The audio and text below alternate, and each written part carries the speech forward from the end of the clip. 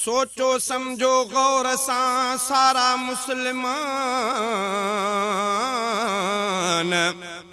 सोचो समझो गौर सां सारा मुस्लमान, वारिस हिकिड़ो आ ख़ुदा अहिड़ो रखो ईमान। छो त ख़ुदा ख़ुदि थो चवे खोले ॾिसो क़ुरान, हिकु वारिस मां मख़लूक जो अहिड़ो आ ऐलान। ॻाल्हि इन्हीअ ते जो न ॾींदो माण्हू आहे ध्यान, सो आ ख़ुदा ऐं क़ुरान जो बिल्कुलु नाफ़रमान।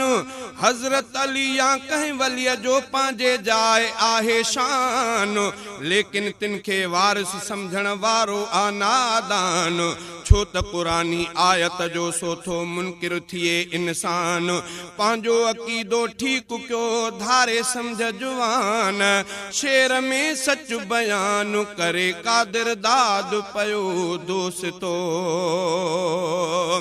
अल्लाह वारिस आ ईमान रखो सारा। अल्लाह वारिस आ ईमान रखो सारा।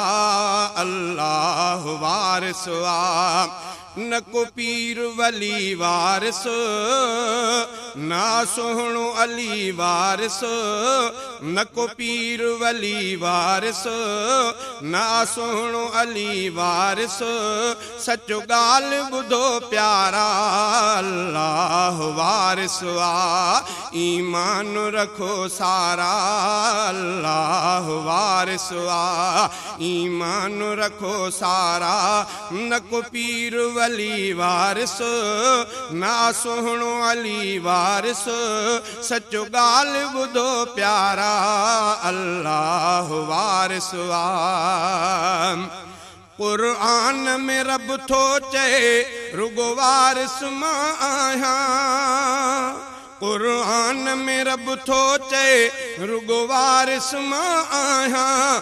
क़ुरान में आहे लिखल जा ॻाल्हि थो सम्झायां। क़ुरान में आहे लिखल जा ॻाल्हि थो सम्झायां। ॿिया रस्ता ज़लालत जा, ॿिया रस्ता ज़लालत जा, सभु तरक कयो सारा। अल्लाह वारिस आ ईमान रखो सारा। अल्लाह वारिस आ ईमान रखो सारा। न को पीर वली वारिस, ना सोहणो अली वारिस। सचो ॻाल्हि ॿुधो प्यारा, अल्लाह वारिस आ ईमान रखो प्यारा।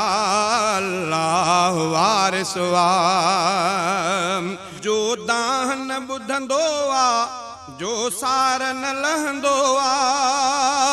जो दाह न ॿुधंदो आ, जो सार न लहंदो आ।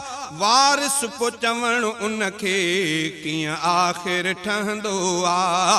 वारिस पो चवण उनखे कीअं आख़िर ठहंदो आ।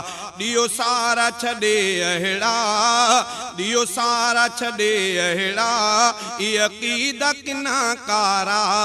अल्लाह वारिस आ ईमान रखो सारा। अल्लाह वारिस आ ईमान रखो सारा। न को पीर वली वारिस, ना सोहणो अली वारिस। न को पीर वली वारिस, ना सोहणो अली वारिस।